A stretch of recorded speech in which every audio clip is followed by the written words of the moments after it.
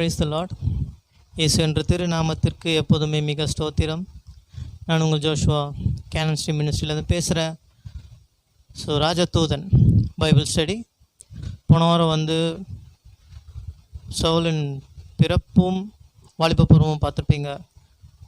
ரொம்ப நன்றி. நிறைய பேர் சப்போர்ட் பண்ணியிருக்கீங்க, நிறைய பேர் பார்த்துருக்கீங்க, நிறைய பேர் எங்களுக்காக ப்ரேயர் பண்ணியிருக்கீங்க. அண்ட் இந்த வாரம் தலைப்பு ஸ்தேவானின் மரணத்தில் பவுல். ஸ்தேவான் என்றவர் யார், அவர் என்ன பண்ணிகிட்டு இருந்தார், அண்ட் அவரோட மரணம் நிகழும் போது பவுல் என்ன பண்ணிகிட்டு இருந்தார். ஸோ சவுலாகியவர் அந்த டைமில் எங்கே இருந்தார், ஒரு மரணம் நிகழும் போது என்ன செஞ்சிட்டு இருந்தார். ஸோ ஸ்தேவானை பற்றி இந்த பைபிள் ஸ்டடி இருக்க போது, அண்ட் பவுல் என்னவா பங்கேற்றாருன்றதும் இந்த பைபிள் ஸ்டடியில் இருக்க போது. உங்கள் தேவ ஊழியக்கார் கோபால் பால் அவர்கள் தான் பைபிள் ஸ்டடி எடுத்திருக்காங்க, பாருங்கள். அண்ட் ஸ்டில் எங்கள் ஊழியத்தை உங்களோட ப்ரேயரில் சப்போர்ட் பண்ணுங்கள். இயேசு என்ற திருநாமத்திற்கு எப்போதுமே மிக ஸ்தோத்திரம். Praise the Lord. Amen. அப்போஸ்தலர் 7ஆம் அதிகாரம் 55, 56 இந்த இரண்டு வசனங்களையும் சேர்ந்து வாசிக்கலாம்.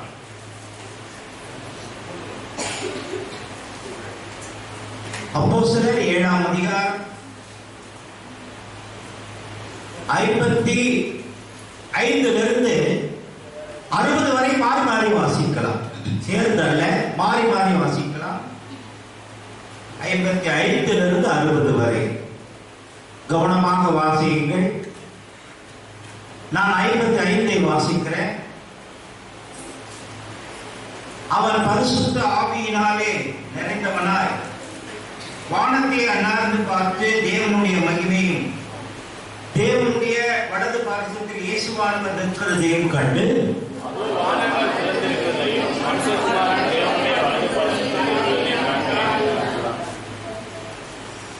அவனை நகரத்திற்கு புறம்பே தள்ளி அவனை கல்லெறிந்தார்கள். சாட்சிக்காரர் தங்கள் வஸ்திரங்களை கழட்டி சவுல் எனப்பட்ட ஒரு வாலிபனுடைய பாதத்தின் அருகே வைத்தார்கள். 59 அப்பொழுது கர்த்தராகிய இயேசுவே என் ஆவியை எனக்குள்ளும் என்று அவனை கொல்லுங்கள். 60வது அவனும் முழங்கால் படியிட்டு, ஆண்டவரே இவர்கள் மேல் இந்த பாவத்தை சுமத்தாதிரும் என்று மிகுந்த சத்தமிட்டு சொன்னான். இப்படி சொல்லி நித்திரை அடைந்தான். கர்த்தர் வாசித்த இந்த வசனங்களை நமக்கு ஆசீர்வதித்து கொடுப்பாராக. 55 60 வரை வாசித்தோம். இந்த வசனத்தின் மூலமாக இன்றைக்கு வேதாராய்ச்சியை நாம் தியானிக்க போகிறோம். கடந்த வாரத்தின் சுருக்கத்தை நாம் பார்த்துவிட்டு இந்த வாரத்தினுடைய வேதாராய்ச்சிக்கு நாம் கடந்து போகிறோம். கடந்த வாரத்திலே சவுலுடைய குழந்தை பருவத்தை குறித்து பார்த்தோம். சவுல் குழந்தை பருவத்திலே அவர் எங்கே இருந்தார், அவர் எப்படிப்பட்டவர்களுக்கு மகனாக பிறந்தார் என்றும் அவர் எப்படி வளர்க்கப்பட்டார் என்பது கடந்த வாரத்திலே நாம் பார்த்தோம். அதோடு பவுல் எபிரேய பாடசாலையிலே போய் எபிரேய மொழியை கற்றார் என்றும் கிரேக்க பாடசாலையிலே கிரேக்க மொழியை கற்றார் என்றும் நம் கடந்த வாரத்திலே எபிரேய மொழி கற்க வேண்டியது காரணம் என்ன, கிரேக்க மொழி கற்க வேண்டியது காரணம் என்ன என்பதை கடந்த வாரத்திலே நாம் விவரமாக பார்த்தோம். எபிரேய மொழி கற்க காரணம் என்னவென்றால், ஆகமங்கள் எபிரேய மொழியில் எழுதப்பட்டதினாலே எபிரேய மொழியை அவர் கற்க வேண்டிய நிர்பந்தம் ஏற்பட்டது. கிரேக்க மொழியை கற்க வேண்டிய நிர்பந்தம் என்னவென்றால், வியாபாரத்திற்காக வியாபாரிகள், அடுத்து அரசாங்க உத்தியோகஸ்தர்கள் கிரேக்க மொழியை பேசினார்கள். ஆகவே பவுல் கிரேக்க மொழியை கற்க வேண்டியதாய். அடுத்ததாக என்ன பார்த்தோம்? ஒரு வாலிப வயதிலே ஒரு தொழிலை கற்க வேண்டியதாக இருந்தது. அது அந்த பட்டணத்திலே, தர்ஷு பட்டணத்திலே பல தொழில்களிலே இந்த தொழில் ஒரு சிறந்த தொழிலாக இருந்தது. அதுதான் கூடார தொழில். இந்த கூடார தொழிலை அவர் கற்க வேண்டியதாக இருந்தது. அவர் தகப்பனார் வாலிப வயதிலே கூடார தொழிலை கற்க அவரை அந்த கூடார தொழில் செய்கிற இடத்திற்கு அனுப்பினார். அவர் கூடார தொழிலை கற்றார். பிறகு அவருக்கு என்னென்ன அது பிரயோஜனமாக இருந்தது என்று கடந்த வாரம் கேட்பார். நியாயப்பிரமாணத்தை முற்றிலுமாக கற்க வேண்டும் என்று சொல்லி அவருடைய தகப்பனார் அவரை கமாலியேல் என்கிற ஒரு ப்ரொஃபஸர் இடத்திலே அனுப்பினார். அந்த கமாலியேல் யார் என்றால் யூத பாடசாலையினுடைய முக்கியஸ்தர் தான் அந்த கமாலியேல். அந்த கமாலியேல் இடத்திலே போய் நியாயப்பிரமாணத்தையும் தீர்க்கதரிசிகளுடைய புஸ்தகத்தையும் முற்றிலுமாக சவுல் கற்றார் என்று கடந்த வாரத்திலே நாம் பார்த்தோம். அது மட்டுமல்ல, ஒரு சிறந்த ஒரு பெரிய காரியம், ரோம பிரஜா ஸ்லாக்கியத்தை அவர் பெற்றிருந்தார். எப்படி என்றால் அவருடைய தகப்பனார் ரோம அரசாங்கத்திலே வேலை செய்திருந்தனாலே அவர் ஓய்வு பெறும் பொழுது ரோமர்கள் அந்த அரசாங்கமானது அவருக்கு தனியே ஒரு வீடை கொடுத்து ரோம பிரஜா ஸ்லாக்கியத்தையும் கொடுத்தார்கள். ஆகவே தன்னுடைய தகப்பனாருடைய ரோம பிரஜா ஸ்லாக்கியம், சிட்டிசன் ஆஃப் ரோமன், இந்த சவுலானது தகப்பனுடைய அதே சிட்டிசன்ஷிப் அவருக்கு வந்தது. அதன் மூலியமாக அநேக காரியங்களை அவர் நன்மைகளை பெற வேண்டியதாக இருந்தது. கடைசியிலே என்ன பார்த்து முடித்தோம்? சவுல் என்பதும் பவுல் என்பதும் ஒரே ஒருவருடைய பெயர் தான். அந்த பெயரிலே எந்த விதமான மாற்றம் கிடையாது. சவுல் என்பது எபிரேய மொழி, பவுல் என்பது ரோமர்களின் ஆட்சி மொழியால் கிரேக்க மொழி அல்லது லத்தீன் மொழி என்று வேதத்தில் சொல்லப்பட்டது. ஆகவே அநேகர் இதை குறித்து எனக்கு என்னோட பேசினார். நீங்க கரெக்டா சொல்லியிருக்கீங்க, இன்றைக்கு அநேகர் சவுல் பவுலாக மாறினார் என்று தவறான பிரசங்கம் செய்கிறார்கள். சவுல் என்பது ஒரு மொழி பெயர், பவுல் என்பது ஒரு மொழி பெயர். ஆகவே அதற்கு ஆதாரமாக ஒரு வசனத்தை நாம் பார்ப்போம். பவுல் என்று சொல்லப்பட்ட சவுல் பரிசுத்த ஆவியினால் நிறைந்து. ஆகவே அநேக தவறான உபதேசங்கள் செய்கிறார்கள். அடிக்கடி இந்த காரியத்தை குறித்து அடிக்கடி ஆங்காங்கே சில தவறான காரியங்களை நாம் பார்த்து கொண்டே போகிறோம் வேத ஆராய்ச்சியில். ஆகவே சவுல் பவுலாக மாறினார் என்று பிரசவம் பண்ணினால் அது தவறு. சவுல் என்ற ஒரே பெயரும் பவுல் என்ற ஒரே பெயரும் ஒருவரை குறிக்கிறது. அது பாவத்தை குறிக்கிறது பெயர் அல்ல, மனுஷனுடைய பெயரை குறிக்கிறது. ஆகவே அதுதான் மிக முக்கியமான காரியம் என்று பார்ப்போம். இன்னொரு முக்கியமானது என்ன பார்த்தோம்? சவுல் அவர் கூடார தொழிலை செய்து கொண்டு கர்த்தருடைய ஊழியத்தை செய்தார். பேதுரு முற்றிலுமாக எந்த தொழிலும் செய்யாமல் கர்த்தருடைய ஊழியத்தை செய்தார். இந்த நாட்களிலே முழு நேர ஊழியக்காரர் என்றும் அரை நேர ஊழியக்காரர் என்றும் சொல்லப்படுவது தயவு செய்து அப்படி அல்ல. அவரவர் அழைப்பின்படி ஊழியம் செய்கிறார். ஒருவர் வேலை செய்து கொண்டு ஊழியம் செய்யலாம், அவரும் ஊழியக்காரர் தான். அல்லது வேலையை விட்டு ஊழியம் செய்யலாம், அவரும் ஊழியக்காரராக தான் அங்கீகரிக்கப்படுகிறார். ஆகவே இதை குறித்து ஒரு சகோதரத்திலே நான் பேசிக் கொண்டிருப்பவர் சொன்னார், பேதுருவின் காலத்திலே யூதர்கள் தசமபாகம் செலுத்தினதினாலே அதை கொண்டு அவர் பிழைப்பை நடத்தினார்.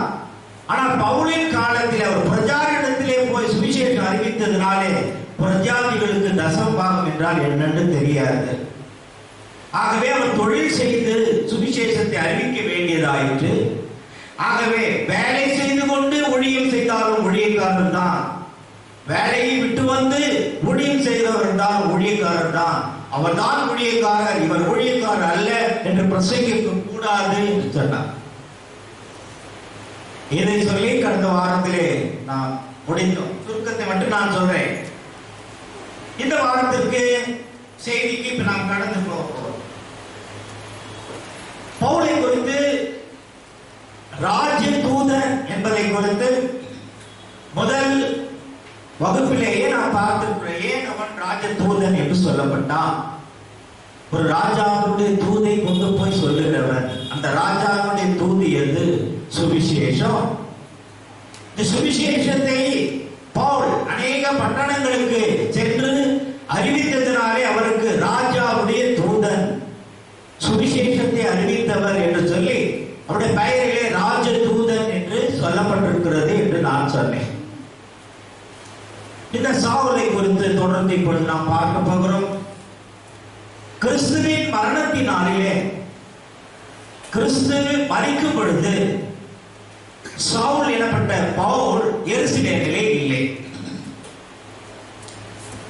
கிறிஸ்துவினுடைய மரணத்தை குறித்து அவர் எப்பொழுது கேள்விப்படுகிறார் என்றால், எருசலேமுக்கு வந்து கமாலியேல் இடத்திலே நியாயப்பிரமாணங்களை கற்றுக்கொள்ளும் பொழுதுதான் பவுல் கிறிஸ்து என்பவர் ஒருவர் இருந்தார், அவர் நியாயப்பிரமாணத்துக்கு விரோதமாக பிரசங்கித்தார், அநேகரை நியாயப்பிரமாணத்துக்கு விரோதமாக திருப்பினார் என்கிற காரியங்கள் எல்லாவற்றையும் அப்பொழுதுதான் பவுல் அறிந்து கொண்டார்.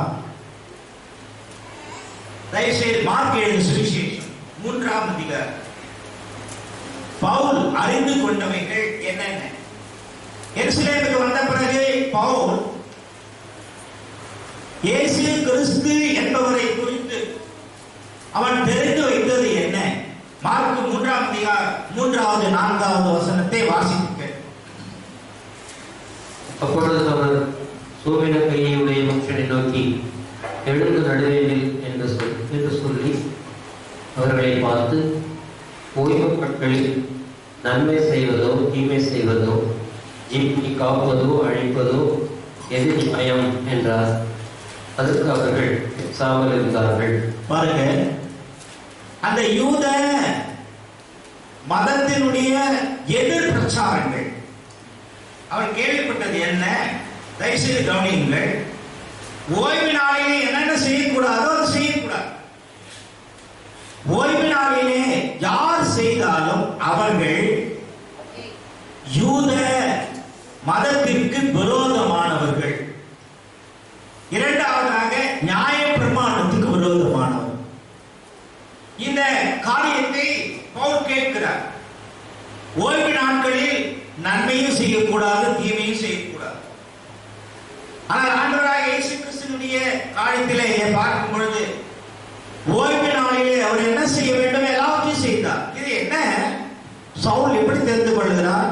இவர் நியாய பிரமாணத்துக்கு விரோதமானவர் என்பதை அன்றைக்கு தெரிந்து கொண்டார். அடுத்ததாக அதே மார்க் 7ஆம் அதிகாரம் 8வது வசனம்.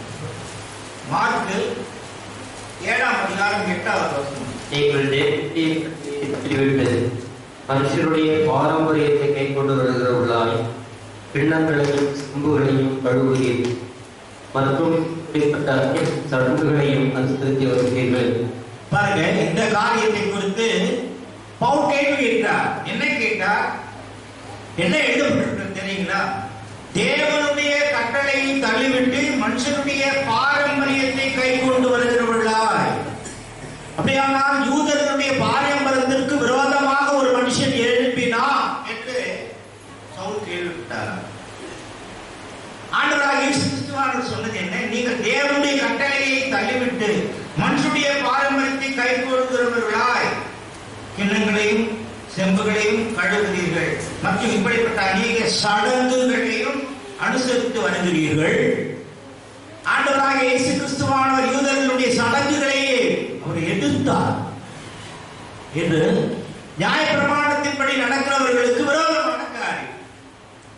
ஆகவே இப்படிப்பட்ட காரியத்தை சவுல் கேட்கிறார். சில காரியங்களை மட்டும். அடுத்ததாக மார்க் 11ஆம் அதிகாரம் 17, 18 2 வசனங்கள். என்னுடைய வீடு எல்லா ஜனங்களுக்கும் ஜெப வீடு எனப்படும் என்று எழுதியிருக்கவில்லையா? நீங்களோ அதை கள்ளர் புகையாக்கினீர்கள் என்று அவர்களுக்கு சொல்லி உபதேசித்தார். அதை வேதபாரகரும் பிரதான ஆசாரியரும் கேட்டு அவரை கொலை செய்ய வகை தேடினார்கள். ஆகியோர் ஜனங்கள் எல்லாரும் அவருடைய உபதேசத்தை குறித்து ஆச்சரியப்பட்டபடியினாலே அவருக்கு பயந்திருந்தார்கள். இங்கே என்ன சொல்லப்பட்டு பாருங்க, ஆண்டவராக இயேசு கிறிஸ்து என்ன செய்ய போனார், அங்கே என்ன நடந்து கொண்டிருக்கிறது? ஆண்டவராக இயேசு கிறிஸ்துவான ஜெப வீடு என்று சொல்லப்படுவதற்குள்ளே நுழைந்து அங்கே வியாபாரம் நடக்கிறது. எதிர்த்தான் இது யூதர்களுக்கு விரோதமான காரியம். அங்கே என்ன எழுதப்பட்டிருக்கிறது பாருங்கள், நீங்களோ அதை கள்ளர் குகையாக்கினீர்கள் என்று அவர்களுக்கு சொல்லி உபதேசித்தார். இதற்கு எதிராக யார் வந்தவர்கள்? வேத பாரகரும் பிரதான ஆசாரியரும் கேட்டு தேவாலயத்திலே நல்ல கவனிங்க, ஜெபாலயத்திலே அல்லது தேவாலயத்திலே பலி செலுத்துவதற்காக அங்கே விற்கப்படுகிற மிருகங்கள் எல்லாம் மோசேயினுடைய நியாயப்பிரமாணத்துக்கு உட்பட்டது. இந்த மோசேயினுடைய நியாயப்பிரமாணத்துக்கு விரோதமாக ஒருவர் எழுப்பினார் என்பதை சவுல் கேட்டார். இது நமக்கு எல்லாருக்கும் நன்றாக தெரியும். அவர் கேட்கிற அவர் சில காரியங்களை, குறிப்பான காரியங்களை மட்டும் அதில் பதிவு செய்யப்பட்டிருக்கு. இதை கேட்ட உடனே சவுலுக்கு அதிகமான கோபம் வந்தது. அப்படியா, இப்படிப்பட்ட ஒரு மனுஷனை உயிரோடு வைத்தார்களா? யார் கேட்கிறது? சவுல் கேட்கிறார். ஏன்? அவனும் நியாய பிரமாணத்திலே பக்தி வைராக்கியம் உள்ளவன். ஆக இந்த சவுல் கேட்கிறார், நல்ல கவனிங்க, நியாய பிரமாணத்துக்கு விரோதமாக யார் என்ன பேசினாலும் அதை எதிர்க்கிறவன், கோபம் கொள்ளுகிறவன், அவர்களை துன்புறுத்தவனாக சவுல் வளர்ந்தார். அப்பொழுது பக்தி வைராக்கியம் சவுல் கிடையாது. ஆவியின் பிரமாணத்தை குறித்து சவுல் தெரியாது. ஆகவே வாலிபனாக வளரும் போது இப்படிப்பட்ட வளர்ச்சியில வளர்ந்ததாக வேதம் சொல்லுகிறது. தேவாலயத்திலே நுழைந்து யூதர்களின் மார்க்க வழிபாட்டுக்கு விரோதமாக ஒருவர் பேசினார், ஒருவர் செயல்பட்டார் என்பதை ஆணித்தரமாக எதிர்த்தான் சவுல் என்ற வாலிபர். நியாய பிரமாணத்துக்கு விரோதமாக எங்கே நடந்தாலும் குதித்தெழுந்து எதிர்க்கிற ஒரு வாலிபனாக சவுல் இருந்தார். பக்தி வைராக்கியம் உள்ளவனாக. எதிலே பக்தி வைராக்கியம்? நியாய பிரமாணத்திலே. நியாய பிரமாணத்திலே பக்தி வைராக்கியம் உள்ளவனாக வளர்ந்தார். இதற்கு அவன் என்ன சொல்லுகிறான் தெரியுங்களா? உபாகமம் 21ஆம் அதிகாரம். உபாகமம் புத்தகத்திலே, ஏனென்றால் 5 ஆகமங்களை படித்தவன் சவுல். அப்போது சவுல் சொல்லுகிறானா, உபாகமத்தின் புத்தகத்தில் 21ஆம் அதிகாரம் 22வது வசனம் 23வது வசனம். கொலை செய்யப்பட ஒருவன் மேல் சாவுக்கு பாத்திரமான பாவம் உண்டாயிருக்கு, அவனை கொலை செய்யும்படி மரத்திலே தூக்கி போடுவாயானால் எதிலே அவன் பிரேமம் மரத்திலே தொங்கலாகாது. அந்நாட்டிலே தானே அதை அடக்கப்பட வேண்டும். தூக்கி போடப்பட்டவன் என்னால் சபிக்கப்பட்டவன்.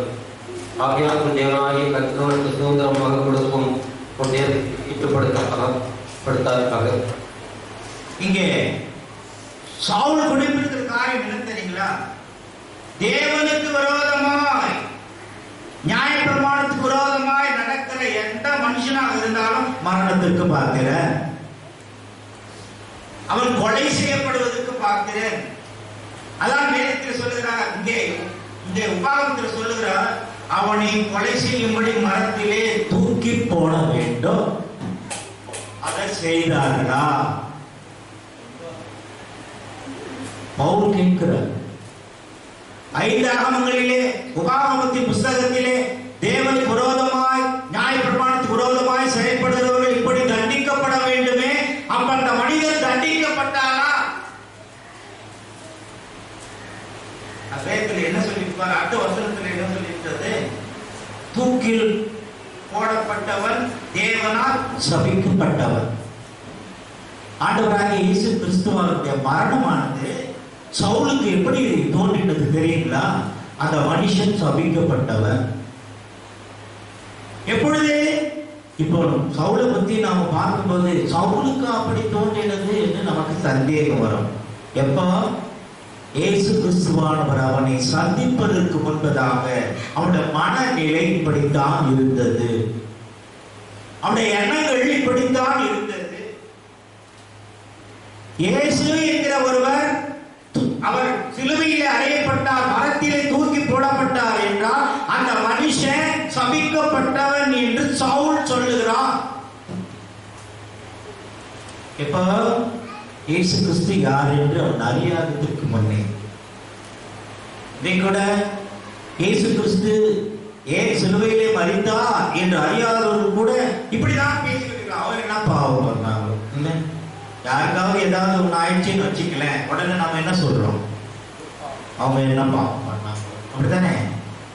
அதே போலதான் சவுலும் சொன்னான். பிரியமானவர்களே, ஆனால் ஆண்டவராகிய இயேசு கிறிஸ்துவின் மரணமானது ரட்சிக்கப்படுவதற்கு எப்படியாக மாறுகிறது? கலாத்தியர்கள் நிருபம் 3ஆம் அதிகாரம் 13வது வசனம். ரட்சிக்கப்படாதவருடைய எண்ணமும் ரட்சிக்கப்பட்டவருடைய எண்ணமும் எப்படி இருக்கிறது? கலாத்தியர் 3ஆம் அதிகாரம் 13வது வசனம். மரத்திலே தூக்கப்பட்ட எவனும் சபிக்கப்பட்டவன் என்று எழுதியிருக்கிறபடி கிறிஸ்து நமக்காக சாபமாகி நியாயப்பிரமாணத்தின் சாபத்திற்கு நம்மை நீங்களாக்கி மீட்டுக் கொண்டார். பாத்தீங்களா, பவுலுடைய பார்வை எப்படி இருக்கிறது?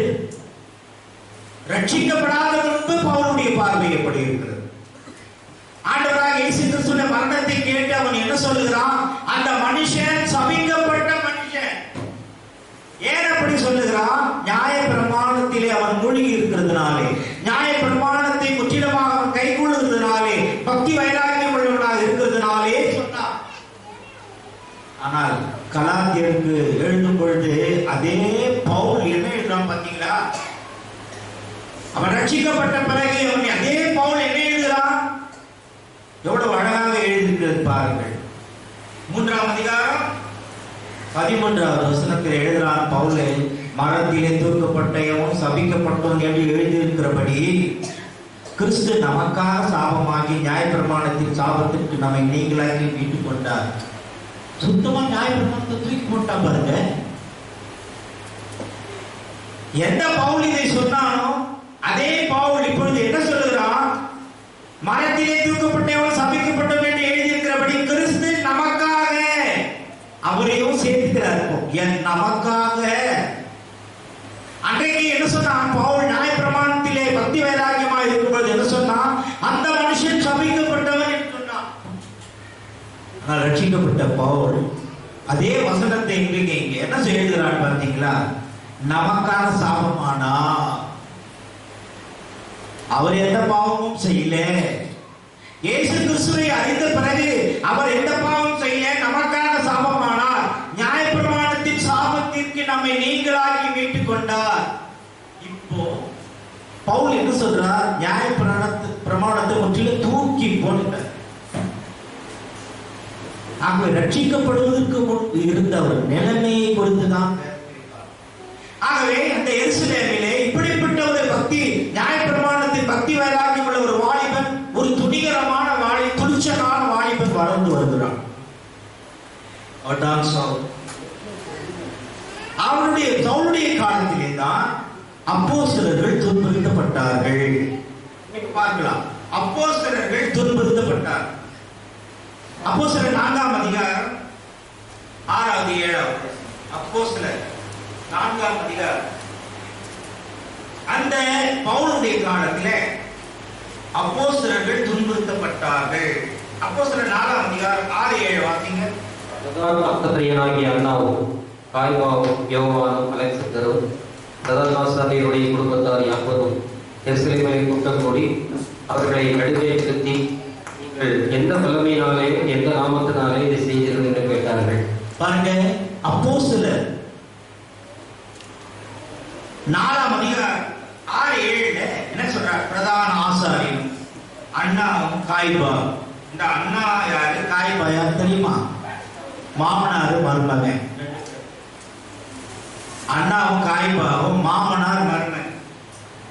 இந்த யோவான் என்று ஒரு பெயர் இருக்கு பாருங்க. யோவானும் அப்படின்னா இந்த யோவான் என்பது யார் அவன் என்றால் அவன் ஒரு ரபி. ரபி என்றால் போதகர் என்றார்.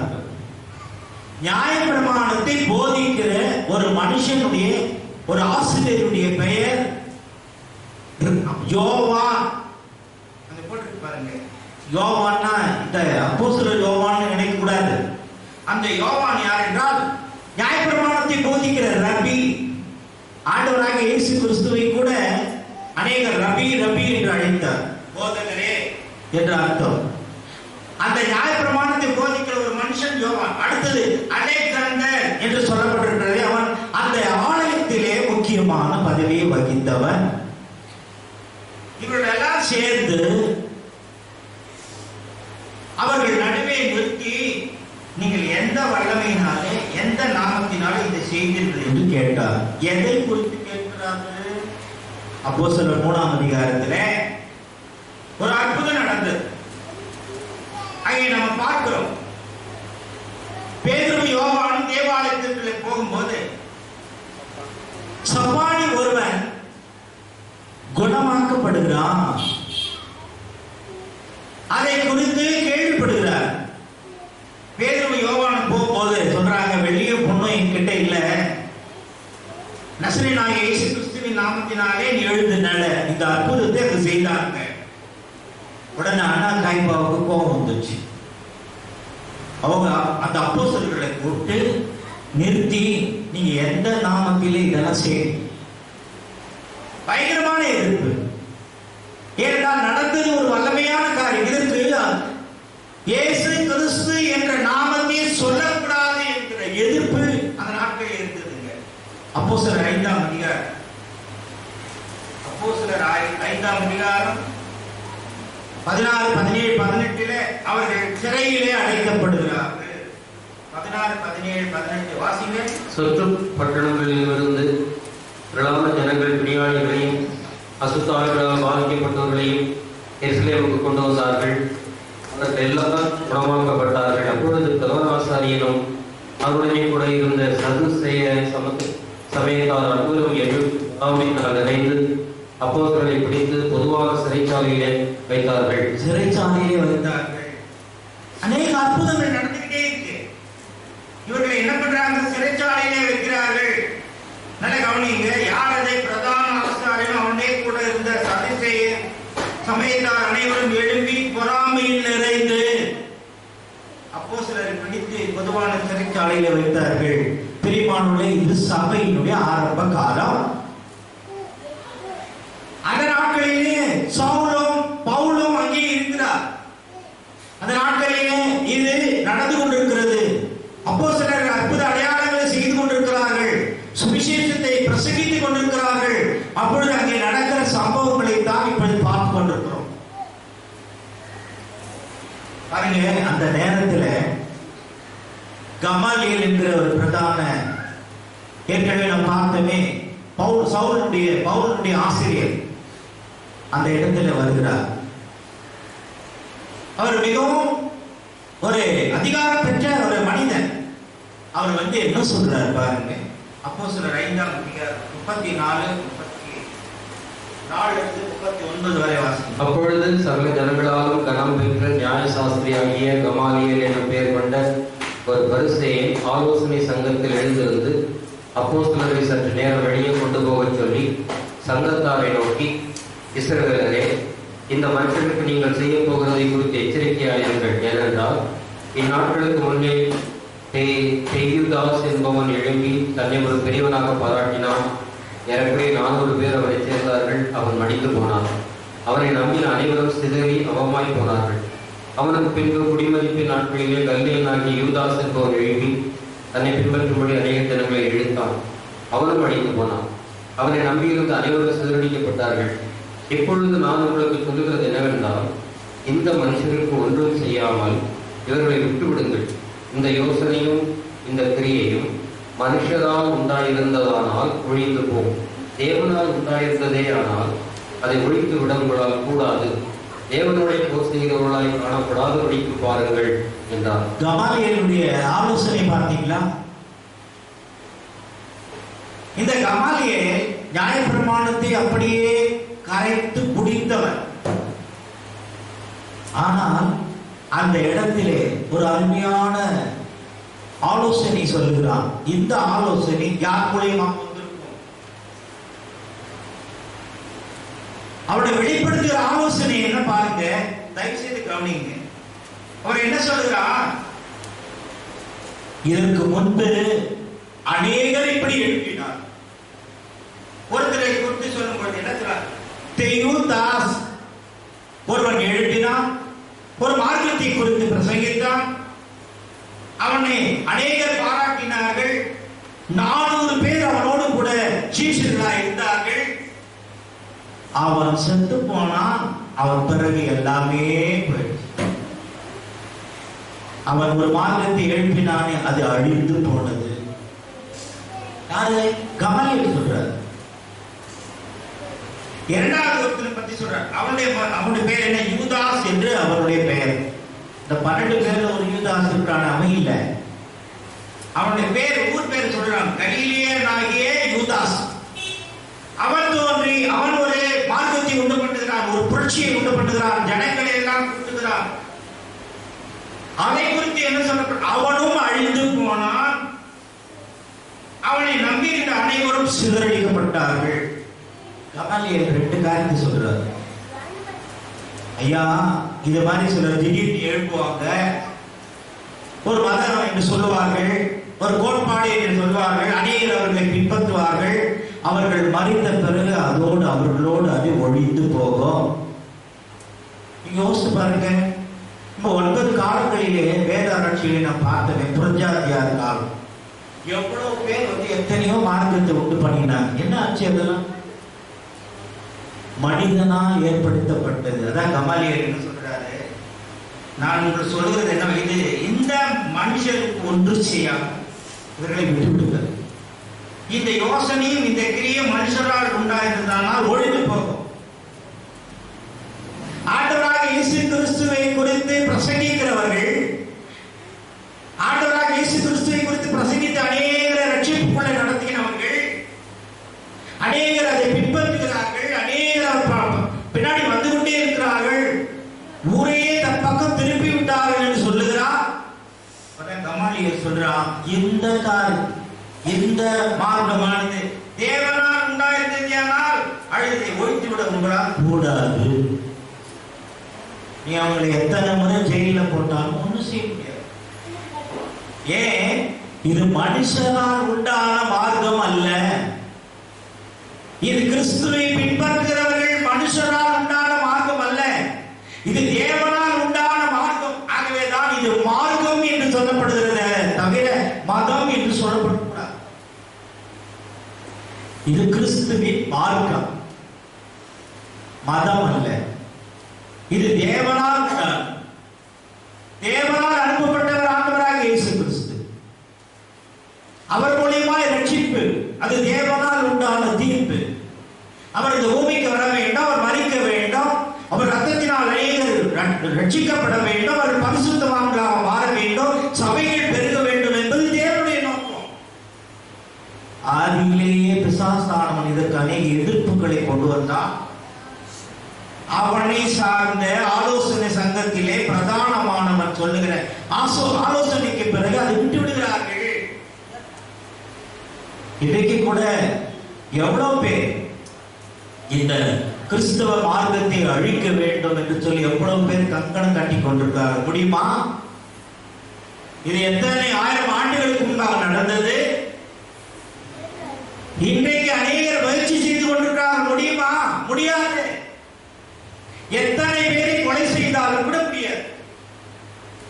அதான் ஒரு முறை ஜவஹர்லால் நேரு அவர்கள், முதல் இந்திய பிரதம மந்திரி அவர்கள் சொன்னார்கள், ஒரு கிறிஸ்தவனை அழிப்பது ஒரு மூட்டை பூச்சியை நசுப்பது போல.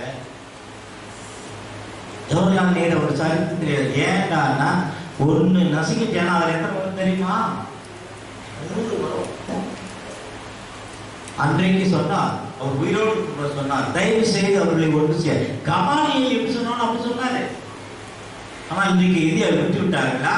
எத்தனை பேர் எழுப்பியிருக்கிறார்கள், இதை அழிக்க வேண்டும் என்று நினைக்கிறார்கள். முடியாது. இது மனிதனால் உண்டான மார்க்கம் அல்ல, இது தேவனால் உண்டானது. யாராலும் அழிக்க முடியாது. அது பெருகிக் கொண்டேதான் இருக்கும். அன்றைக்கே இதை அழிக்க நினைத்தார்கள், ஆனால் முடியவில்லை. ஆலோசனை சங்கத்திலே பிரதானமானவன் கமாலியல் சொன்ன ஆலோசனையை கேட்டார், பயந்தார்கள். இது தேவனால் உண்டாயிருந்தால் உங்களால் ஒன்றும் செய்ய முடியாது. தேவனோடு போர் செய்கிற நடப்பதை பாருங்கள். சொன்னார். இன்றைக்கு கூட இந்த மார்க்கத்தை எதிர்க்கிறவர்கள் தேவனோடு போர் செய்கிறவர்கள், தெரியாம போர் செய்கிறார். அவர் யாருன்னு தெரியாம, அவர் என்ன செய்வார்னு தெரியாம, அன்றைக்கு அழிக்க நினைத்தது இத்தனை ஆண்டுகளுக்கு பிறகு அழிக்க நினைத்தால் நடக்காது. இது தேவனால் உண்டான மனுஷனால் உண்டான மார்க்கம் அல்ல. திடீரென்று ஒரு மனுஷன் எழுதுறான், அவன் ஒரு மார்க்கத்தை உண்டாக்குறான், ஒவ்வொரு சட்டத்திட்டங்களை எழுதுறான், அப்படியானது அது அல்ல. அதுதான் அவர் எழுதுறார். இந்த ஆலோசனையை கேட்டு என்ன செய்கிறார்கள்? விட்டு விடுகிறார்கள். அதன் பிறகு பைபிள் எழுதுறீங்களா போட்டிருக்கு, அவர்களை வெளியே விட்ட உடனே அப்போஸ்தலர் 5ஆம் அதிகாரம் 28வது வசனத்திலிருந்து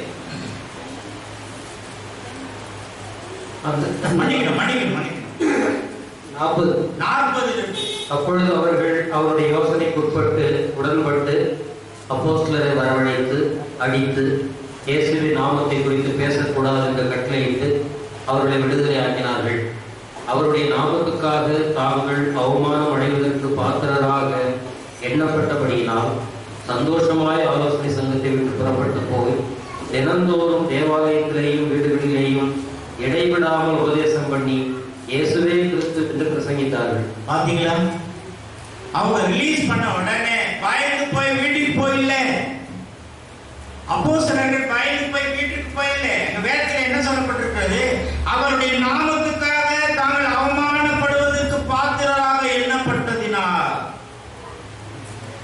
எண்ணப்பட்டபடியினால் சந்தோஷமாய் ஆலோசனை சங்கத்தை விட்டு வெளியே வந்தார்.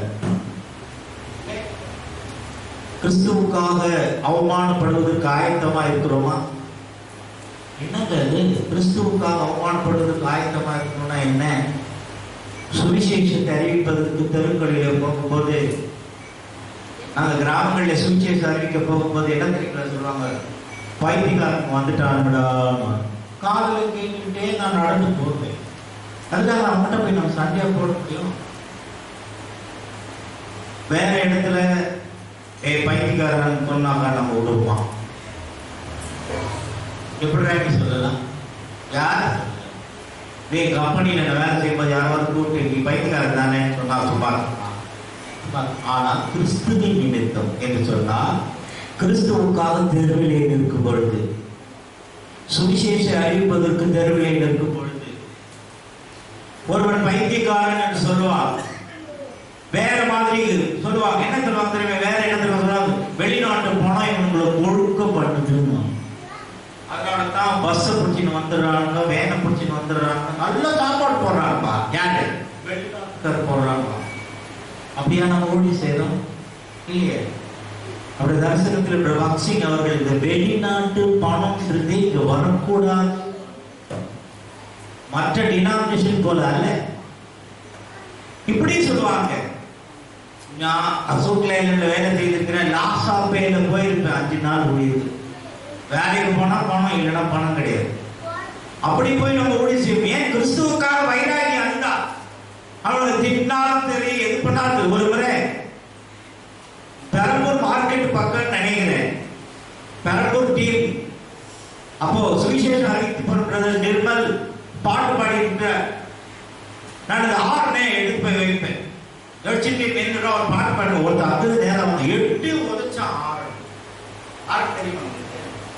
இப்பதான் ஸ்பீக்கர் பாக்ஸ் வந்துச்சு. 6 பூப்பு போல. அது நிர்மல் பாடிட்டு இருக்கிறாரு, நான் அங்க நின்றுட்டு இருக்கிறேன். வந்து 8 ஒருத்தர் வந்து உதச்சா அந்த 6 வந்து கடன் போய் சாப்பிட்டே. யாரும் நாங்க யாரும் ஒண்ணுமே சொல்லலையே. அவரை போய் யாருன்னா நம்ம எதனா பண்ணோமா? வியாசன்பாடி ஆமா சொன்ன பேச போற. அப்படியே ஏன்? கிறிஸ்துவுக்காக அவமானத்தை சகிக்க ஆயத்தமா? அவமானத்தை சகிக்கணும்னா பாருங்க, வேதத்தில் என்ன சொல்லப்பட்டிருக்கு? அவமானம் அடைவதற்கு பாத்திரராக அவர்கள் தங்களை எண்ணினார்களே. எங்கே? அவருடைய சுவிசேஷத்தை எங்கே வேண்டுமானால் அறிவிக்க வேண்டும். அதன் பிறகு வேதம் என்ன சொல்கிறது?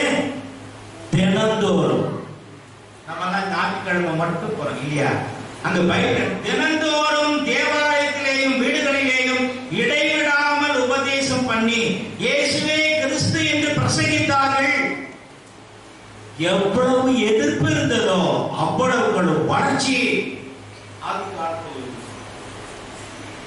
அதன் பிறகு பாருங்க, அதன் பிறகு ஒருத்தர் வராங்க. அப்போஸ்தலர் 6ஆம் அதிகாரம் 5, 6, 7 வேண்டாம் 5, 8 மட்டும் வாசிங்க. இந்த யோசனை சபையார் எல்லாருக்கும் பிரியமாயிருந்தது. அப்பொழுது விசுவாசமும் பரிசுத்த ஆவியும் நிறைந்தவனாகிய தேவானையும் பிலிப்பையும் பிறகோரையும் நிக்கானோரையும் தீமோனையும் பர்மெனாவையும் யூத மார்க்க சமைந்தவனான அந்தியோகிய பட்டணத்தானாகிய நிக்கோலாவையும் தெரிந்து கொண்டு தேவான் விசுவாசத்தினாலும் வல்லமையினாலும் நிறைந்தவனாய் ஜனங்களுக்குள்ளே பெரிய அற்புதங்களையும் அடையாளங்களையும் செய்தார்.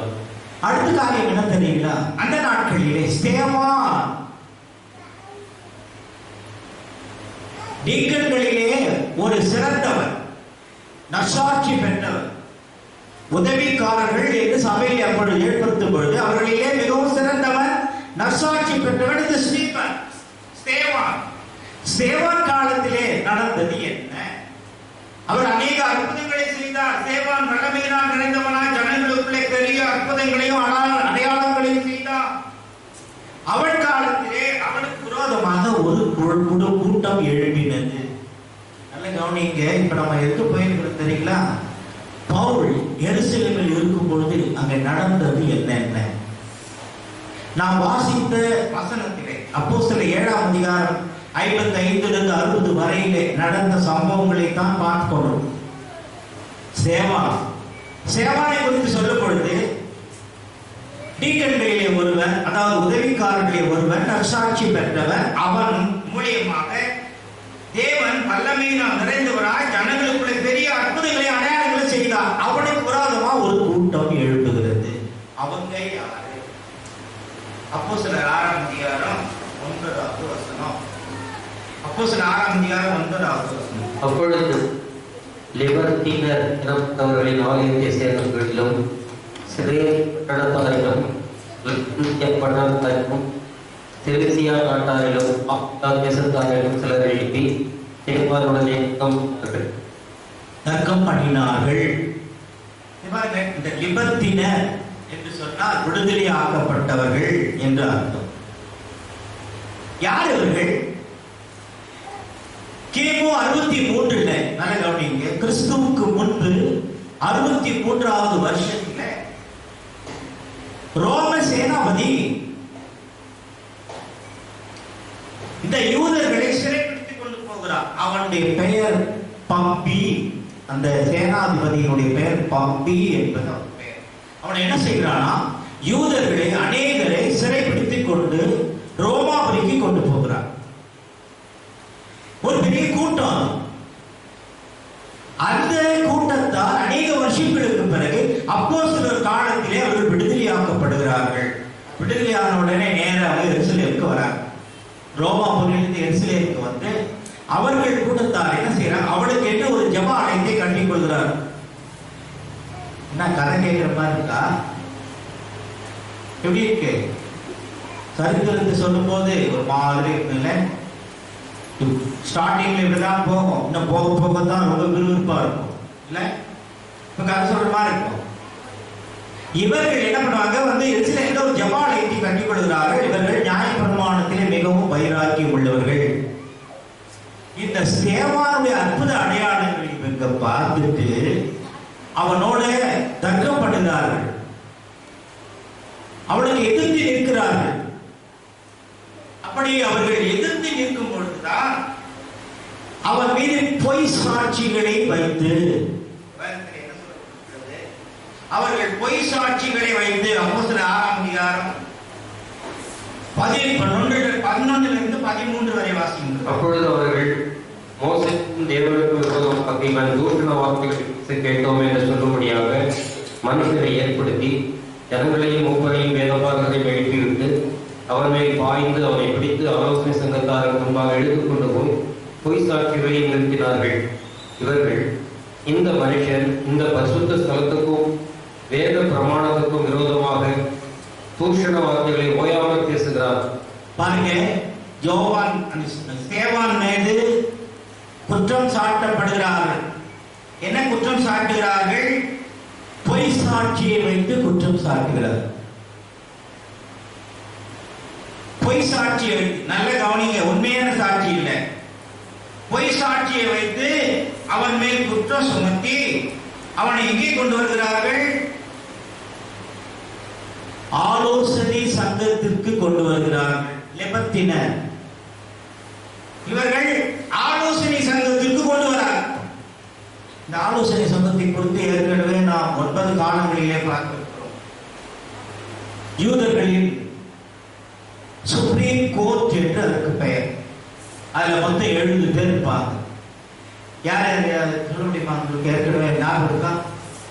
70 பேர்ல யார் யார் 9 காலங்களிலே பார்த்தோம்? ஞாபகம் இருக்கா? ஞாபகம் இருக்கா? ஞாபகம் இருக்கா? ஏன் மறந்து போச்சு இல்ல?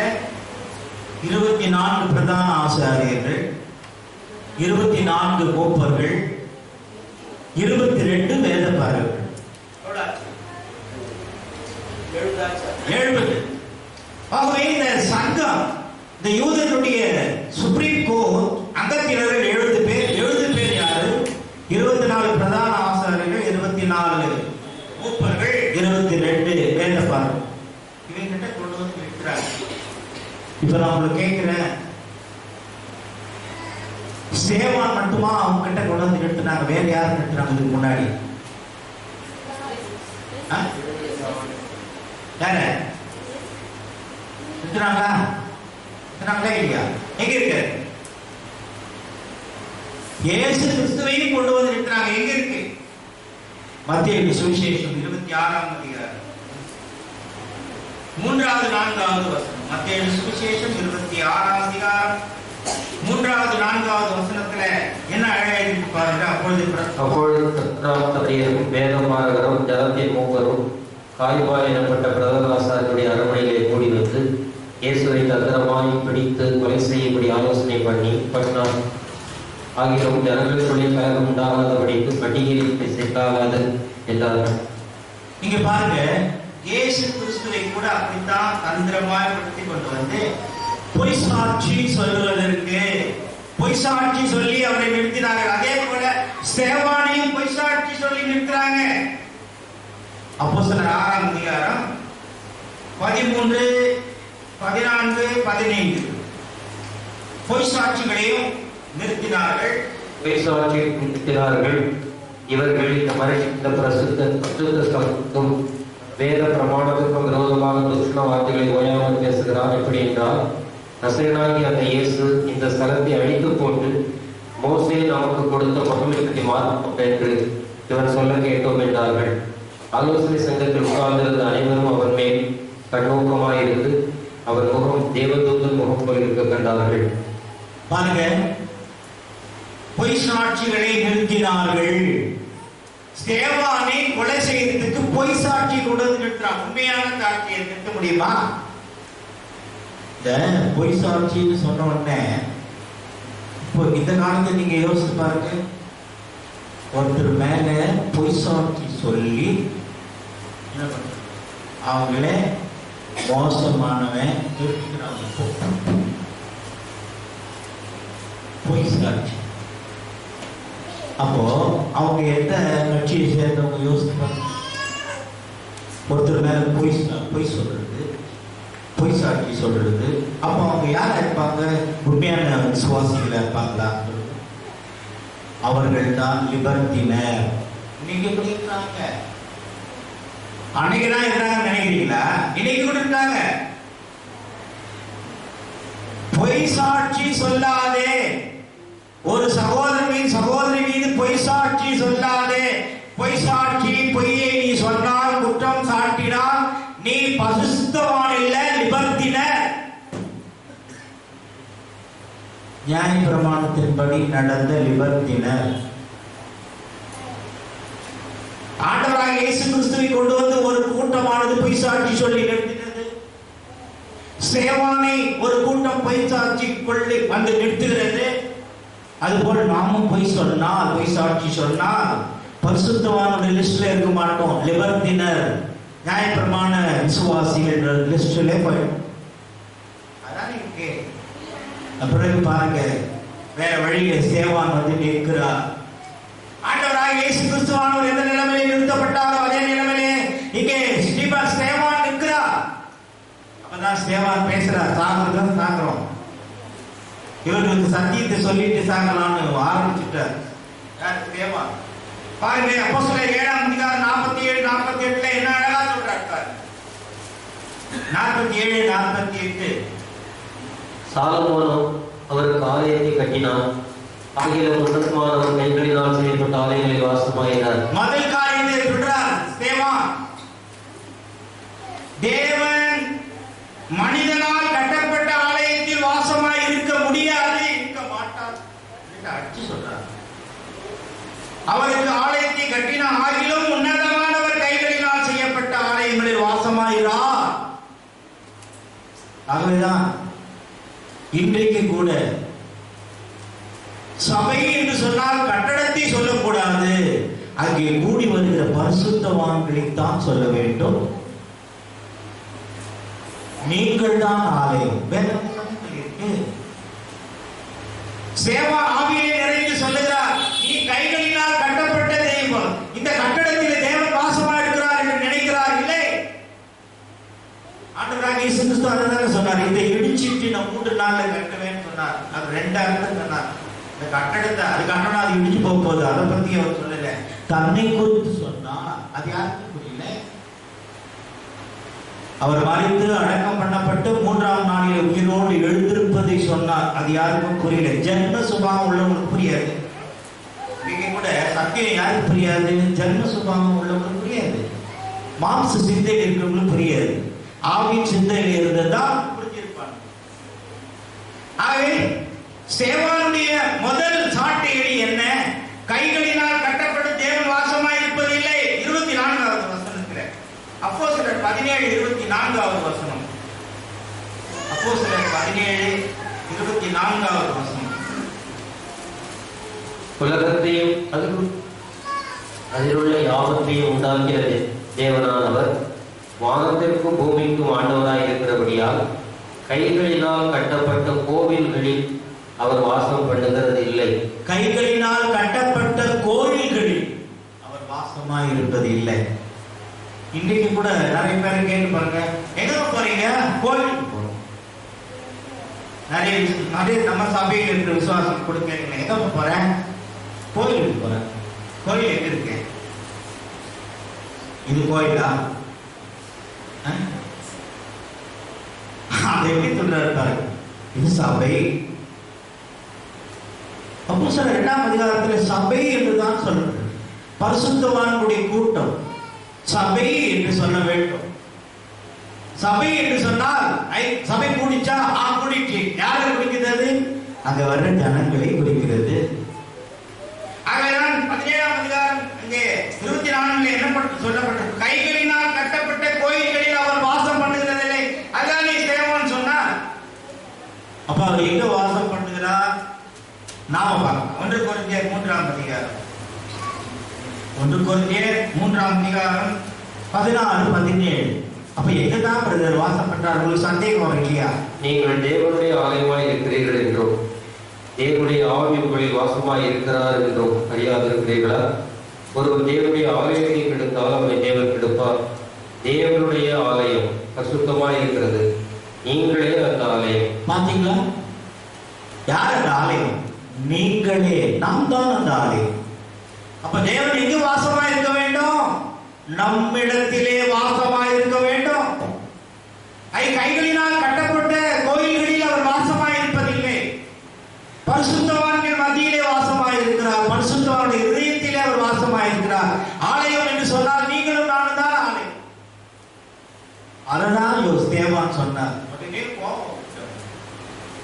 தேவன் சொன்னோட என்ன கோபம் வந்துச்சு? 7ஆம் அதிகாரம் அப்போஸ்தலர் 7ஆம் அதிகாரம் 51 52 பாருங்க, இன்னும் அழகா இன்னும் கொஞ்சம் கூடுதலா சொல்றாரு. வணங்கா கழுத்துள்ளவர்களே, இருதயத்திலும் செவிகளிலும் விருத்த சேதம் திறந்தவர்களே, உங்கள் பிதாக்களைப் போல் நீங்களும் பரிசுத்த ஆவிக்கு எப்பொழுதும் எதிர்த்து நிற்கிறீர்கள். தீர்க்கதரிசிகளுக்கு யாரை போல பிதாக்கள் துன்பப்படுத்தாமல் இருந்தார்கள். நீதிபதிகளுடைய வருகையை முன்னறிவித்தவர்களையும் அவர்கள் கொலை செய்தார்கள். இப்பொழுது நீங்கள் அவருக்கு துரோகிகளும் அவரை கொலை செய்த பாதகருமாயிருக்கிறீர்கள். என்ன மாதிரி சாட்டை அடி பாருங்க இது. ஸ்தேவான் கொடுத்த சாட்டை அடி. வணங்கா கழுத்துள்ளவர்களே, இருதயத்திலும் செவியிலும் விருத்த சேதனம் பெறாதவர்களே. அந்த காலத்திலே எருசலேமில் இருந்து வருகிற யூத கிறிஸ்தவர்கள் எல்லாம் விருத்த சேதனம் பண்ணோம் எல்லாம் சபையில சுத்தி கழித்து வந்தாங்க. அப்போ பவுலுக்கு பர்னபாவுக்கு பெரிய கோபம் வந்துச்சு. அது பின்னாடி பார்க்க போறோம். அதுதான் சேவான் இப்ப என்ன சொல்றாரு, இருதயத்திலும் செவியிலும் விருத்த சேதனம் பெறாதவர்களே. முதல்ல ஒரு இருதயம் விருத்த சேதனம் பட்டிருக்கடா கேட்கிறார். கடைசி அடுத்தது என்ன சொல்லுகிறார் பாருங்க, துரோகிகளும் அவரை கொலை செய்த பாதகருமாய் இருக்கிறீர்கள். சரியான அடி. 54வது வசனத்துல இவைகளை அவர்கள் கேட்ட பொழுது மூர்க்கமடைந்து அவரை பார்த்து பல்லை கடித்தார்கள். பாத்தீங்களா? யார பார்த்து பல்ல கடிச்சாங்க? யார பார்த்து? ஸ்தேவானை பார்த்து. நீங்க இன்னைக்கு பல்ல கடிக்கிறீங்களா? சில பேர் பல்ல கடிச்சிட்டு எப்பப்பா தெரியுமா உங்களுக்கு? பல்ல கடிச்சுக்கிட்டே யார் மேலாவது கோபம் கண்டிப்பா அழிச்சே தீர்வேன் முடிவு பண்றவங்க என்ன தெரியுங்களா? பல்ல கடிச்சுக்கிட்டே இருப்பாங்க. கிராமத்தில் பாத்தீங்களா, சண்டை வந்தா பல்ல கடிச்சுக்கிட்டு போய் அடிப்பான். என்ன மாதிரி பல்ல கடிச்சுட்டு வரா பாரு. ஏன்? அது கோபத்தினுடைய அறிகுறி. அவர்கள் என்ன செய்கிறார்கள்? அவன் அப்படி சொன்ன உடனே அவர்கள் மூர்க்கம் அடைந்து, அதாவது கோபம் அடைந்து, கோபத்திலே மூர்க்கமான கோபம் என்பது கொலை வெறியினார். மூர்க்கமாக அவனை பார்த்து பல்லை கடித்தார்கள். 55, 56 படிக்கிறது. அவன் பரிசுத்த ஆவியினாலே நிறைந்தவனாய் வானத்தை அண்ணாந்து பார்த்து தேவனுடைய மகிமையையும் தேவனுடைய முத்துவாக்கு ஏற்றுவம் நிற்கிறதையும் கண்டு, அதோ வானங்கள் திறந்திருக்கிறதையும் மனுஷகுமாரன் தேவனுடைய வலது வாசத்தில் நிற்கிறதையும் என்கிறேன் என்றான். பாத்தீங்களா? ஸ்தேவான் கண்ட காட்சி. ஸ்தேவான் பார்க்கிறார். பார்த்தவுடனே அண்ணாந்து பார்த்தவுடனே தேவனுடைய மகிமை, தேவனுடைய வாசஸ்தலத்திலே இயேசுவானவர் நிற்கிறதை பார்க்கிறார். ஏற்றி எழுதி நிற்கிறாருங்க. இப்ப நான் உங்களை கேட்கிறேன், அவர் பிதாவுடைய வலது பார்சத்திலே போய் நின்றார் இருக்கா, போய் உட்கார்ந்தார் இருக்கா? வேற சொல்ல பார்க்கலாம். உட்கார்ந்தாரா நின்னாரா? உட்கார்ந்தார். மார்க் எழுதிய சுவிசேஷம் 16ஆம் அதிகாரம் 19வது வசனத்துல உட்கார்ந்தா. மார்க் 16:19 வாசனம். இவ்விதமாய் கர்த்தர் அவர்களுடனே பேசின பின்பு பரலோகத்துக்கு எடுத்துக் கொள்ளப்பட்டு தேவனுடைய வலது பார்சத்தில் உட்கார்ந்தார். தேவனுடைய வலது பார்சத்திலே உட்கார்ந்தவர் ஸ்தேவான் மரிக்க போகிறான் என்பது அவருக்கு தெரிந்து போச்சு. பரிசுத்தவான் மரிக்க போகிறான் என்பது தெரிந்து போச்சு. ஸ்தேவான் பரிசுத்த ஆவியினாலே நிறைந்தவனாய் வானத்தை அண்ணாந்து பார்க்கிறான். அப்ப பார்க்கும்போது அவன் கண்ட காட்சி என்ன தெரியுங்களா? இயேசுவானவர் உட்கார்ந்து கொண்டிருக்கிறார் என்று அவன் பார்த்தானா? இல்ல, எழுந்து நிற்கிறார். இந்த ஒரு பெரிய பாக்கியம் யாருக்கு கிடைக்கும்? ஸ்தேவான் மரிக்க போகிறான். அவன் வானத்தை பார்க்கிறான். வானங்கள் திறந்திருக்கிறதையும் மனுஷகுமார் தேவனுடைய வலது பார்த்து நிற்கிறதையும் காண்கிறேன்.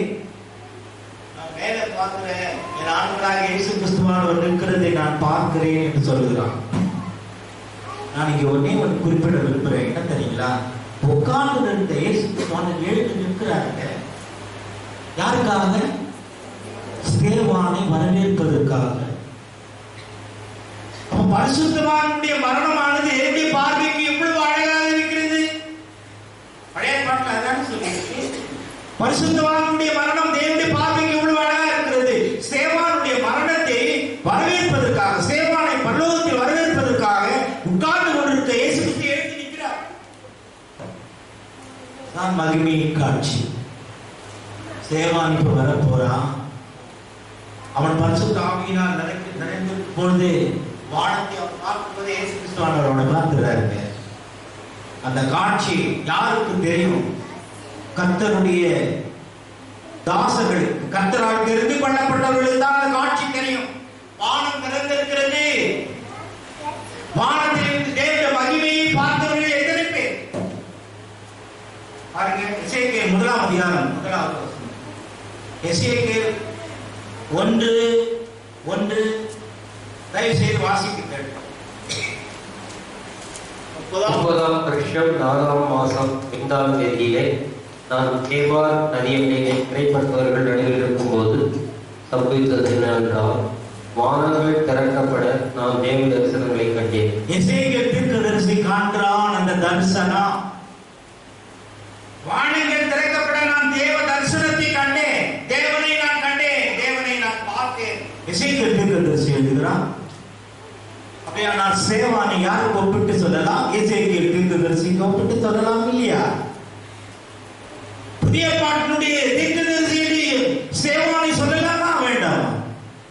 வானம் திறந்திருக்கிறதை சேவான் பார்க்கிறார். இயேசு கிறிஸ்துவானவர் அங்கே உட்கார்ந்து கொண்டிருக்கிறதை பார்க்கிறார், எழுந்து நிற்கிறதை பார்க்கிறார். ஆகவே கிறிஸ்துவானவர் சேவானுடைய வருகையை எதிர்நோக்கி கொண்டு எழுந்து நின்று பார்க்கிறார். நான் எழுந்து நிற்கிறாங்க ஒருத்தர்னாக்கா வர்றவங்க ரொம்ப விசேஷமானவர், முக்கியமானவர் தான் அர்த்தம். யோசிச்சு பாருங்க, இயேசு கிறிஸ்துவே எழுந்து நிற்கிறாருன்னா அப்ப பரிசுத்தவானுடைய மரணமானது அவருக்கு எவ்வளவு அருமை இல்லையா? இங்கே எசேக்கியேல் என்ன செய்கிறார்? வானம் திறந்திருக்கிறதை பார்க்கிறார். பாருங்க, தானியேல் என்ன பார்க்கிறார்? தானியேல் தீர்க்கதரிசன புத்தகம் 7ஆம் அதிகாரம் 13வது வசனம். இதே தானியேலும் பார்க்கிறார். பாருங்க, தானியேல் 7:13. தரிசனங்களிலே நான் பார்த்துக் கொண்டிருக்கையில் இதோ மனுஷகுமாரனுடைய சாயலான ஒருவர் வானத்து மேகங்கள் உடனே வந்தார். அவர் நீண்ட ஆயுசுள்ளவர் இடம் மட்டும் வந்து அவர் சமீபத்தில் கொண்டு வரப்பட்டார். பாத்தீங்களா? இங்கே கூட ஒரு வானத்தின் மேகங்களுடனே வந்தார், அவர் நீண்ட ஆயுசு உள்ளவர். ராதர்சனம் நான் பார்த்து கொண்டிருக்கேன், இதோ மனுஷகுமாரனுடைய சாயல். தானியேல் பார்க்கிறார், எசேக்கியேல் பார்க்கிறார், சேவான் பார்க்கிறார். பிரியமானவர்களே, நீங்களும் நானும் பார்க்க முடியுமா? எப்ப பார்க்க முடியும்? சேவானை போல சுவிசேஷத்திற்காக ரத்த சாட்சியாக மரிப்பதற்கு ஆயத்தமாயிருந்தால்தான். சில பேர் என்ன நினைக்கிறாங்க, நமக்கு எதுக்கு ஒன்று ஞாயிற்றுக்கிழமை சர்ச்சுக்கு வந்தா முடிஞ்ச பிறகு வீட்டுக்கு போகணுமான்னு இருக்கணும். வெளியே போய் சுவிசேஷத்தை அறிவிக்கும் போது பைத்தியக்காரன் சொல்லுவாங்க, கூலிக்காரன் சொல்லுவாங்க, வந்துட்டாங்கடா இவங்க அவங்கன்னு சொல்லுவாங்க. நமக்கு இல்லை. பிரியமானவர்களே, இந்த ஸ்தேவானுடைய சாட்சி எவ்வளவு சாட்சி தெரியுங்களா? அப்போஸ்தலர் நிருபத்தை எழுதின லூக்கா இப்பொழுதுதான் ஸ்தேவானுடைய சாட்சியோடு கூட இந்த சவுலுடைய சாட்சியை கொண்டு வந்து சேர்க்கிறார். எதற்காக தெரியுமா? இவ்வளவு நம்ம பார்த்துட்டு வந்தோம். இந்த பவுல் எங்க நிற்கிறான்? வானம் திறந்திருக்கிறதை பார்க்கிற ஸ்தேவான் கொலை செய்யப்படுவதற்கு பொய் சாட்சி சொன்னாங்க. பாருங்க, பொய் சாட்சி சொன்னவங்க நேரம் வெளியே வந்துட்டாங்க. யூதர்கள் பார்த்தீங்கன்னா அவங்க ஒரு அங்கி போட நேரம் போட்டிருப்பாங்க, அதுல மேல வந்து ஒரு சால்வு மாதிரி போட்டிருப்பாங்க, அது சுத்தி வரும். தலையில முக்காடு போட்டிருப்பாங்க, அந்த சால்வு மேல இருக்கு பார்த்தீங்கன்னா ஒரு 2 சுத்து வரும். அவனுங்க என்ன பண்ணாங்க? அந்த புரிசாட்டு சொன்னாங்க பார்த்தீங்களா, அவனுங்களே என்ன பண்ணாங்க, அவனுக்கு மேல இருக்கிற அந்த துணியெல்லாம் எடுத்து பவுல் கிட்ட கொடுத்து பார்த்துக்க, நாங்கள் அவனை சாவிச்சுட்டு வரோம். பவுல் சாட்சிக்காரனுடைய துணியை அவன் பார்த்து வச்சிருக்கான், இதெல்லாம் பார்க்கிறான். போய் நீ அவனை சாவிச்சுட்டு வாங்க, நாங்கள் துணி பார்க்கிறோம். யாரு?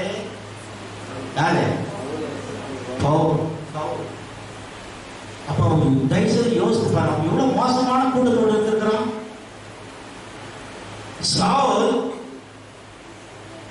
எவ்வளவு மோசமான ஒரு கூட்டத்தோடு இருக்கிறான் பாருங்க. பொய் சாட்சி சொன்னவனுங்க வெளியே வந்துட்டானுங்க. யோவான் சேவானை வெளியே தள்ளும் போது அவங்களும் வெளியே வந்துடுறாங்க. வெளியே வந்துட்டு அந்த பொய் சாட்சி சொன்னான் பாத்தீங்களா, அவனுங்க தான் அவனுக்கு துணியை கழட்டி சவுலே நீ இதை பார்த்துக்கோ. எத்தனை பேர் துணி கழிட்டு கொடுத்தாங்க தெரியும். அந்த மோசமான கூட்டத்தில மோசமானவனாக ஒருவனாக அந்த பவுல் நின்று கொண்டிருக்கிறான்.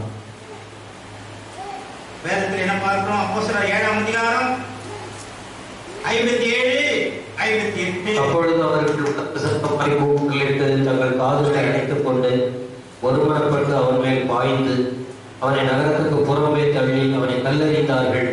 சாட்சிக்காரர் தங்கள் வஸ்திரங்களை கழற்றி சவுல் எனப்பட்ட ஒரு வாலிபனுடைய பாதத்தின் அருகே வைத்தார்கள். பார்த்தீங்களா?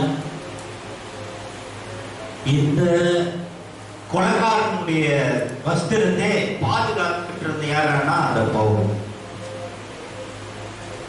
ஏன் அப்படி நடந்தது என்றால் அந்த ஆலோசனை சங்கத்தில் அவர் ஒரு மெம்பர்.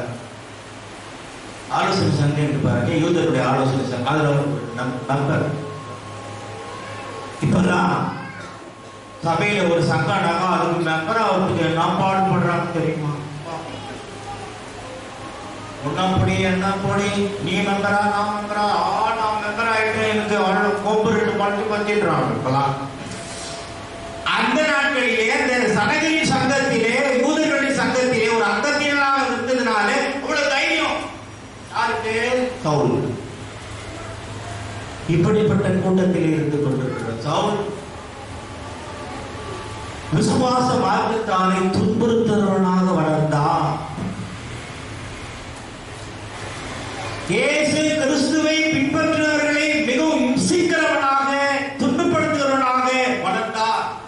ஒரு மோசமான பொய் சாட்சி சொல்லுகிற கூட்டத்திலே இருந்தவன் அந்த பவுல். கொலை செய்ய அவர்கள் ஓடும் பொழுது அவருடைய வஸ்திரத்தை பாதுகாத்தவன் சவுல். கிராமத்துல ஒரு சொல்றேன், கிராமத்துல சில பேர் என்ன பண்ணுவாங்க, ஆத்துல குளிக்க போவாங்க. நாங்க குளிக்க போகும்போது, கிணத்துல குளிக்க போகும்போது ஒரு சின்ன பையனை கூப்பிட்டு எங்க துணியெல்லாம் நீ பார்த்துக்கோ. அவங்கள்ட்ட ஒரு 10 பேர் ஒரு 5 பேர் துணியெல்லாம் விட்டுட்டு கிணத்துல குளிச்சுட்டு போவோம். அவர் கிணத்துல ஆற்றுக்கு போறவங்க என்ன பண்ணாங்க, ஒரு பையனை உட்கார வச்சு துணியெல்லாம் நீ பார்த்துக்கன்னு சொல்லிட்டு ஆற்றுல போய் நிற்பாங்க. அது போல கொலை பண்ணவனுடைய துணியை பாதுகாத்துக்கிறாங்க பவுல். இவ்வளவு மோசமான ஒரு கூட்டத்திலே இருக்கிற பவுல் தொடர்ந்து என்ன செய்ய போகிறான் என்பதை கர்த்தருக்கு சித்தமானால் அடுத்த வாரத்திலே தொடர்ந்து பார்க்கலாம். கர்த்தர் தாமே இந்த வசனங்களை நமக்கு ஆசீர்வதித்து கொடுப்பார்.